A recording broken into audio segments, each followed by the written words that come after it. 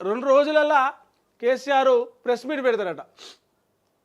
బనకచెర్లకు సంబంధించిన ఇది రైతు సమస్యలు, ఏవేవైతే ప్రజా సమస్యలు ఉన్నాయో వాటన్నింటి మీద ప్రెస్ మీట్ పెట్టి మాట్లాడే అవకాశం ఉంది. ఇప్పటికే ఆయన హాస్పిటల్లో ఉండి కూడా పార్టీ నేతలతోటి మీటింగ్ పెట్టి మాట్లాడాడు. ఏం జరుగుతుంది రాష్ట్రంలో, ఎక్కడ పోతుంది రాష్ట్రం, బనకచెర్ల ఇష్యూ ఏంది, ఎక్కడ పోయిండు, బనకచెర్ల ఇష్యూ ఏంది, ఎవరెవరు ఏం మాట్లాడుతున్నారు, ఏమంటున్నారు అనే విషయం మీద కూడా ఆయన పార్టీ నేతలతోటి హాస్పిటల్లోనే పెట్టి డీటెయిల్గా వివరాలు తీసుకునే ప్రయత్నం చేసిండు.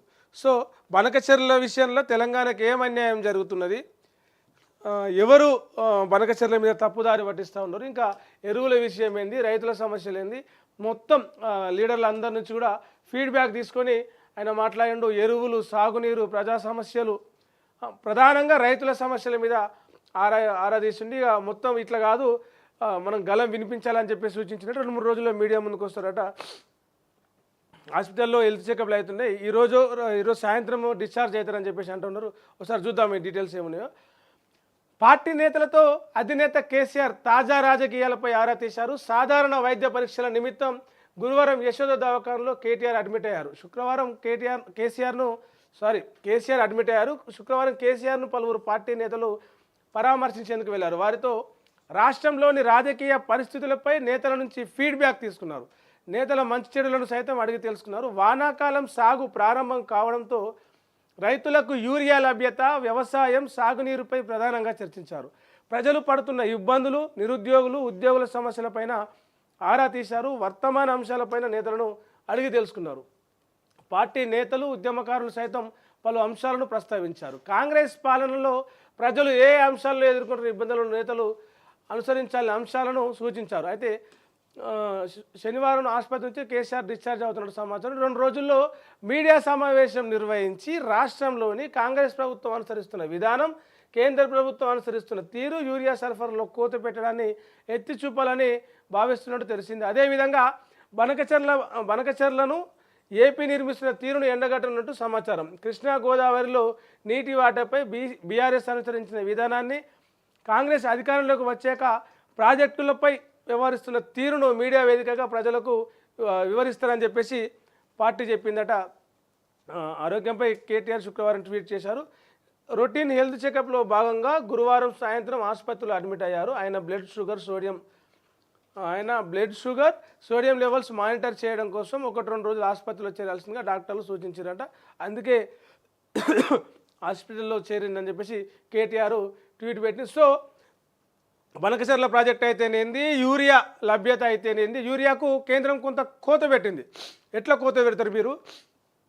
అంటే రైతులు బ్రహ్మాండంగా వరి పండిస్తున్నారు, నీటి లభ్యత ఉంది, మీరు ఎట్లా కోత పెడతారని చెప్పేసి యూరియా కటేజ్ను కూడా మాట్లాడుతారు. దాంతోపాటు నిరుద్యోగులు, ఉద్యోగులు, ప్రజల సమస్యలు ఏమైనా వాటన్నిటి గురించి కృష్ణా గోదావరిలో తెలంగాణకు వచ్చే వాటా ఏంది, ఏపీ బనకచెర్ల ప్రాజెక్టు కడితే తెలంగాణ నుంచి అక్రమంగా అంటే అన్యాయంగా తరలిపోయే నీళ్ళేంది, నీళ్ళ లెక్కలతో పాటు ప్రజా సమస్యలన్నీ, రైతుల సమస్యలు అన్నింటి గురించి మాట్లాడేందుకు ఆయన 1-2 రోజులు అంటే ఈరోజు డిశ్చార్జ్ అయితే మేబీ రేపు రెస్ట్ తీసుకుంటారు కావచ్చు. సోమవారం రోజు లేదంటే రేపు సాయంత్రం వరకు ప్రెస్ మీట్ పెట్టే అవకాశం ఉందని చెప్పేసి అయితే అంటున్నారు. ఇంకా ఇంకో వార్త చూస్తే ఇదే బనకచెర్ల మీద ఏపీ సర్కార్ను సిడబ్ల్యూసి ప్రశ్నించింది. గోదావరి ట్రిబ్యునల్ అవార్డు పరివాహక రాష్ట్రాల వినియోగాన్ని పరిగణలోకి తీసుకున్నారా? వరద జలాల లభ్యతపై సర్వే చేయించండి. అసలు 129 రోజులు వరద ఉంటుందా? 200 టీఎంసీలు పోలవరం నుంచి బనకచెర్లకు ఎట్లా తరలిస్తారు అని చెప్పేసి సిడబ్ల్యూసి ఏపీ గవర్నమెంట్ని అడిగింది. ఇంకేమైంది అడిగిందో చూద్దాం, ఒకసారి డీటెయిల్గా చూద్దాం. బనకచెర్ల మీద ఏపీ చేపట్టిన పోలవరం బనకచెర్ల లింక్ ప్రాజెక్టుపై సెంట్రల్ వాటర్ కమిషన్ అభ్యంతరాలు వ్యక్తం చేసింది. ముఖ్యంగా వరద జలాల లెక్కలపై అనుమానాలు వ్యక్తం చేసింది. ఏపీ సమర్పించిన ప్రాజెక్ట్ ప్రీ ఫిజిబిలిటీ రిపోర్ట్ పిఎఫ్ఆర్ను పరిశీలించిన సిడబ్ల్యూసి 8 అంశాలపై డౌట్లు ఉన్నాయి, మీరు ఆ డౌట్లు క్లియర్ చేయండి అని చెప్పేసి కూడా కోరింది. ఈ మధ్యలో దానికి సంబంధించి లేఖ కూడా రాసింది. గోదావరి వాటర్ డిస్ప్యూట్స్ ట్రిబ్యునల్ అంటే జీడబ్ల్యూడిటి అవార్డు ప్రకారం కోబేసిన్ రాష్ట్రాలైన తెలంగాణ, మహారాష్ట్ర, ఒడిశా, ఛత్తీస్గఢ్ వాళ్లకు కేటాయించిన నీళ్లను వాడుకున్న తర్వాతనే ఏవైనా నీళ్లు మిగిలితే ఆ నీళ్లను తీసుకునే అవకాశం ఉంటుంది. అది పిఎఫ్ఆర్ల బనకచెర్ల ప్రాజెక్టుకు సంబంధించి ఏపీ చెప్పలేదు. సో వరద జలాలనే తరలిస్తున్నామని చెప్పినప్పటికీ 200 టీఎంసీలు తరలించాలంటే 129 రోజులు పడుతుంది. 200 టీఎంసీలు తరలించాలంటే ఎంత దాని ఏమంటారు ఎంత ఇది చేసినా కూడా 200 టీఎంసీలు తరలించాలంటే మొత్తం 129 రోజులు పడుతుంది. ఈ బనకచెర్ల ప్రాజెక్ట్ నుంచి 129 రోజులు పడుతుంది 200 టీఎంసీలకి. మరి 200 టీఎంసీలు మీరు తరలించకపోతాం బనకచెర్ల ప్రాజెక్టుతో అని చెప్తున్నారు కరెక్టే, కానీ 129 రోజులు వరద నీరే ఉంటుందా? మేము ఉన్న నీళ్ళను ఏం చేస్తలేము, వేరే ఏ రాష్ట్రాలకు అన్యాయం చేస్తలేము, వేరే ఇతర రాష్ట్రాల నీటి కేటాయింపుల్లో అన్యాయంగా ఏం తీసుకుంటలేము, వరద నీళ్ళనే తీసుకుపోతున్నాం అని చెప్పేసి ఏపీ సీఎం చంద్రబాబు నాయుడు మొన్న మాట్లాడుతూ చెప్పిన మాటలని సిడబ్ల్యూసీ క్వశ్చన్ చేసింది.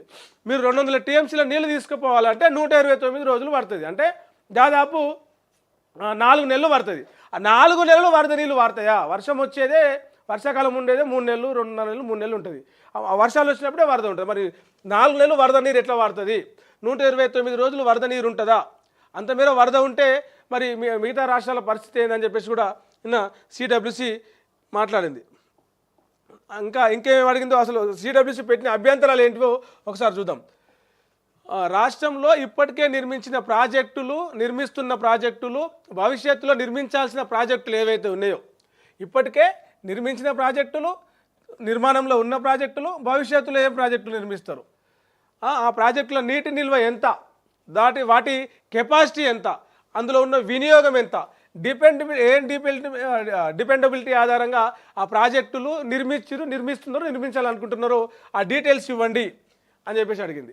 దాంతోపాటే ఇప్పుడు నిర్మాణంలో ఉన్న ప్రాజెక్టులు, ప్రతిపాదన దశలో ఉన్న ప్రాజెక్టులకు సంబంధించిన లొకేషన్ల ఇండెక్స్ మ్యాప్ ఇవ్వాలి. ఎక్కడెక్కడ మీరు ఇప్పుడు ప్రాజెక్టులు ఆల్రెడీ కట్టిర్రు, ఇప్పుడు కడతందుకు ప్రతిపాదనలు పెట్టుకున్నారు, నిర్మాణంలో రన్నింగ్ అవుతున్న ప్రాజెక్టులకు సంబంధించినటువంటి ఆ లొకేషన్ ఇండెక్స్ మ్యాప్ మొత్తం క్లియర్గా ఇవ్వాలని అడిగింది. దాంతోపాటే డిపిఆర్ ప్రాజెక్టు డీటెయిల్డ్ రిపోర్టు తయారీకి 75% డిపెండబిలిటీ ఆధారంగా ఉండే నీటి లభ్యతను పరిగణలోకి తీసుకోవాలి అని చెప్పేసి 2010లో ప్లానింగ్ కమిషన్ చెప్పింది. ఏమని? 70% వాటర్ డిపెండబిలిటీ ఉండాలి ఇది ప్రాజెక్టు డిపిఆర్ తయారు చేయాలంటే అని చెప్పేసి ప్లానింగ్ కమిషన్ 2010లో చెప్పింది. అయితే ప్రస్తుతం చేపట్టేటువంటి పోలవరం బనకచెర్ల ప్రాజెక్టు ద్వారా 200 టీఎంసీలు తీసుకుపోవాలని చెప్పేసి అనుకుంటున్నారు. మరి 200 టీఎంసీలు తీసుకుపోవాలంటే 70% డిపెండబిలిటీ ఆధారంగా అన్ని నీళ్లు ఉన్నాయా లేవా అనేది ఇంకోసారి లెక్క కట్టాలి. ఇప్పటికే కడుతున్న ప్రాజెక్టులకు కేటాయింపులు కాకపోయినా ఈ పీబీ అంటే పోలవరం బనకచెర్ల లింకుకు వాడుకోవాలనుకుంటున్న నీళ్లు ఉన్నాయా లేవా అని చెప్పేసి లెక్క పెట్టాలి. ఎందుకు? ఇతర రాష్ట్రాల కేటాయింపులను కూడా, వేరే రాష్ట్రాలకు ఇచ్చిన కేటాయింపులు వాటి అభిప్రాయాలను కూడా లెక్కలోకి తీసుకోవాలని చెప్పేసి చెప్పింది. దాంతోపాటే ఈ ప్రాజెక్ట్ మీద సమర్పించినటువంటి ఎక్సెల్ షీట్లో సరైన ఫార్ములాలు, క్యాలిక్యులేషన్స్ లేవు. ఫార్ములాలు, కంప్యూటేషన్స్తో ఎక్సెల్ షీట్ను అప్డేట్ చేయాలి. అంటే ఒక రిపోర్టు సమర్పించేసి తప్పించుకోవచ్చు అనుకునేది, కానీ ఇందులో క్లియర్గా సిడబ్ల్యూసీ వాళ్ళు ఇచ్చినటువంటి ఎక్సెల్ షీటు మొత్తం చూస్తే అందులో ఫార్ములాలు అంటే ఇచ్చిన లెక్కలు సరిపోలే. క్లియర్గా మన భాషలో చెప్పుకుందామంటే వాళ్ళు ఇచ్చిన లెక్కలు, సూత్రాలు సరిపోలే. అవన్నీ కూడా మళ్ళీ మీరు కంప్యూటర్ తోటి చేసి ఫార్ములాలు, ఈక్వేషన్లు ఏవైతే ఉన్నాయో అవన్నీ కూడా కంప్యూటర్ తోటి చేసి ఆ క్యాలిక్యులేషన్స్ అప్డేట్ చేసి కొత్త షీట్ ఇవ్వండి అని చెప్పేసి అడిగింది. దాంతోపాటే వివిధ ప్రాజెక్టుల వారి అబ్స్ట్రాక్షన్ డేటా, వాటి ఆయకట్టు, రిజర్వాయర్ల నుంచి నీటి విడుదల రికార్డుల రిపోర్టును ఇవ్వండి. వేరే పీబీతో పాటు అదే పోలవరం బనకచెర్లతో పాటు మీ రాష్ట్రంలో ఏపీలో ఉన్న వివిధ ప్రాజెక్టుల వారి అబ్స్ట్రాక్షన్ డేటా, వాటి ఆయకట్టు ఎంత ఉన్నది, ఆ రిజర్వాయర్ నుంచి నీటిని ఎంత విడుదల చేస్తూ ఉన్నారు, ఎంత స్టోరేజ్ ఉందో ఆ రికార్డుల రిపోర్ట్ కూడా ఇవ్వమని చెప్పేసి అడిగింది. దాంతోపాటే గోదావరి ట్రిబ్యునల్ అవార్డు ప్రకారం మహారాష్ట్ర, తెలంగాణ, ఏపీ, ఒడిశా, ఛత్తీస్గఢ్ కోటా ప్రకారం ఎంత మేరకు నీళ్లు వాడుకుంటున్నాయి. గోదావరి మీద ఆధారపడినటువంటి మహారాష్ట్ర, తెలంగాణ, ఏపీ, ఒడిశా, ఛత్తీస్గఢ్ ఈ 5 రాష్ట్రాలు గోదావరి నీళ్ళ నుంచి వాళ్లకు ట్రిబ్యునల్ కేటాయించినటువంటి కోటాలో ఎన్ని నీళ్ళను వాడుకుంటున్నాయి. ఆ నీళ్ళను ఆ రాష్ట్రాలతో పాటు ఏపీ కూడా ఎన్ని నీళ్ళు వాడుకుంటున్నాయో కేటగిరీ మీ కోటా నుంచి ఆ లెక్క ఇవ్వాలని చెప్పేసి అడిగింది. దాంతోపాటు పోలవరం కుడి కాలువకు సమాంతరంగా మరో కాలువను నిర్మించి ప్రకాశం బ్యారేజీలోకి నీళ్లను మళ్లిస్తామని పిఎఫ్ఆర్లో చెప్పారు. రోజు 18,000 క్యూసెక్కుల వరద జలాలు తీసుకెళ్తామని చెప్తున్నారు. మరి ఈ లెక్క ప్రకారం వరద జలాలు అంటే ఏంటివి, వరద జలాలను ఎట్లా లెక్క పెట్టాలి, సరైన వివరణ ఇవ్వండి. ఏం చెప్తున్నారంటే పోలవరం కుడి కాలువ నుంచి ఒక కాలువ కట్టి ప్రకాశం బ్యారేజ్ అంటే కృష్ణానదిలోకి నీళ్లు మళ్లించుకుంటామని చెప్పేసి చెప్తున్నారు. అది పిఎఫ్ఆర్లో చెప్పారు. మరి ఈ లెక్క ప్రకారం రోజుకు 18,000 క్యూసెక్ల వరద నీరు మీరు తీసుకెళ్తామని చెప్తున్నారు కరెక్టే, కానీ మరి వరద జలాలు అంటే ఏంటివి, వరద జలాలను ఎట్లా లెక్క పెట్టాలి? వరద జలాలు అంటే వెళ్ళిపోయేటివి, స్థానిక అట్లా నికరంగా ఉన్న ఏమంటారు అవి ప్రాజెక్టులలో రిజర్వాయర్లో నదులలో ఆగి ఉన్న నీళ్ళు కాదు, ఫ్లో వచ్చినప్పుడు వెళ్ళిపోయేటి ఆ వరద జలాలను తీసుకుపోతామని చెప్తున్నారు కదా. మీరు చెప్తున్న లెక్క ప్రకారం 125 రోజులు పడితే ఆ వరద జలాలు 120 రోజులు పారుతాయా? ఆ నీళ్ళు ఎట్లా ఉంటాయి? వరద జలాలు అంటే ఏంటి? మీ డెఫినేషన్ ప్రకారం వరద జలాలు అంటే ఏంటివి? వాటి లెక్క ఎంత, ఎట్లా లెక్కించాలి, మీరు ఎన్ని తీసుకువెళ్ళాలి, లెక్క ఎట్లా పెట్టాలి, అది కూడా మీరే చెప్పండి అని చెప్పేసి వరద జలాలను లెక్కించిరా లేదా క్లారిటీ ఇవ్వండి అని చెప్పేసి కూడా అడిగింది. దాంతోపాటు రోజు 18,000 క్యూసెక్ల చొప్పున 24 గంటలు నీటిని తీసుకెళ్తే 200 టీఎంసీల వరద జలాలను తరలించాలంటే 129 రోజులు పడుతుంది. ఏంది రోజుకు 18,000 క్యూసెక్లు, మొత్తము 24 గంటలు నాన్ స్టాప్గా 18,000 క్యూసెక్లు తీసుకెళ్తే 200 టీఎంసీల వరద జలాలు ఏదైతే ఏపీ గవర్నమెంట్ చెప్తున్నా 200 టీఎంసీల వరద జలాలు తరలించాలంటే 129 రోజులు పడుతుంది. మరి గోదావరి ట్రిబ్యునల్ ప్రకారం అన్ని రోజులు వరద నీళ్లు ఉంటాయా లేదా తేల్చేందుకు పోలవరం ప్రాజెక్టు వద్ద వరద జలాల విడుదల మీద స్టిమ్యులేషన్ స్టడీ చేయించండి అని చెప్పేసి, అంటే మొత్తానికి 8 అంశాలని మొత్తం అభ్యంతరాలని సిడబ్ల్యూసి బనకచెర్ల ప్రాజెక్టు మీద ఏపీ ముందర పెట్టింది. వీటన్నిటికీ మీరు ఫస్ట్ క్లారిటీ ఇవ్వండి. వెనకశీరి మీరు ఈ క్లారిటీ ఇచ్చిన తర్వాత మిగతా రాష్ట్రాల ఆమోదం ఉందా, వాళ్ళ అభ్యంతరాలు ఏంది, అవన్నీ చెప్పిన తర్వాత మీరు పోలవరం బనకచెర్ల లింక్ ప్రాజెక్టు బ్రహ్మాండంగా కట్టుకోవచ్చు అని చెప్పేసి చెప్పింది. సో ఇక ఇప్పుడు జరిగే వ్యాప్కోస్తో సర్వే చేపిస్తుందట ఏపీ. సిడబ్ల్యూసి లేఖతో ప్రాజెక్టు వరద జలాలపై మరోసారి సర్వే చేయించాలని ఏపీ సర్కార్ నిర్ణయించుకుంటే వ్యాప్కోస్ సంస్థకు ఈ సర్వే బాధ్యతలు అప్పగించింది. ఇప్పటికే ఆ పనిని ఏపీ సర్కార్ ప్రారంభించిందట. మరో 3-4 రోజుల్లోనే ఆ లెక్కలను సిడబ్ల్యూసికి అందజేయాలని అధికార వర్గాల ద్వారా తెలిసింది. ఈ నెల 7న ఇరిగేషన్ సలహాదారును సిడబ్ల్యూసికి పంపించి ప్రాజెక్టుపై సిడబ్ల్యూసి అయితే అభ్యంతరాలు పెట్టిందో ఆ అభ్యంతరాలన్నింటినీ కూడా డౌట్లు ఉన్నాయి, ఆ డౌట్లను క్లియర్ చేయాలి, వీలైనంత త్వరగా సిడబ్ల్యూసి అనుమతులు తెచ్చుకోవడానికి ఏపీ ప్రయత్నం చేస్తుంది.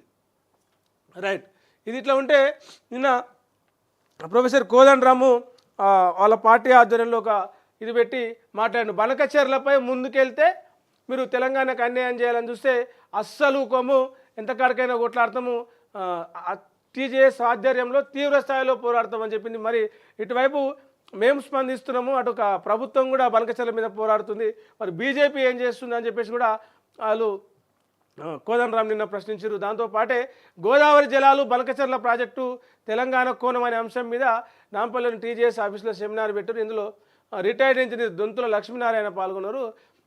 కోదండరాం మాట్లాడుతూ కేంద్రం ఏపీ సర్కారు మధ్య ఉన్న సన్నిహిత సంబంధాల దృష్ట్యా బనకచెర్ల ప్రాజెక్టును ముందుకు తీసుకెళ్లే ప్రయత్నం చేస్తున్నాయని, దీన్ని తెలంగాణ ప్రజలు చూస్తూ ఊరుకోరన్నారు. ఉమ్మడి రాష్ట్రంలో జరిగిన జలదోపిడీ నుంచి తెలంగాణ ఇప్పటికీ విముక్తి పొందలేదన్నారు. పోలవరం బనకచెర్ల లింక్ ప్రాజెక్టు ద్వారా గోదావరి జలాలను పెన్నా బేసిన్ వైపు మళ్లించేందుకు కుట్ర జరుగుతోందని ఆందోళన వ్యక్తం చేశారు. ఇది రాష్ట్ర హక్కులకు హానికరమన్నారు. విభజన చట్టంలోని నిబంధనలను ఉల్లంఘిస్తూ కేంద్ర ప్రభుత్వం బనకచెర్లకు అనుమతులు ఇచ్చే ప్రయత్నం చేస్తోందని విమర్శించారు. ఈ కుట్రలను తిప్పుకొట్టాలని చెప్పేసి ఆయన అన్నారు. ఆయనతో పాటే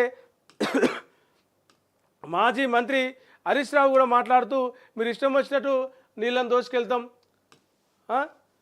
మీ ఇష్టం వచ్చినట్టు తెలంగాణకు అన్యాయం చేస్తామంటే చూసుకుంటూ ఊకోం,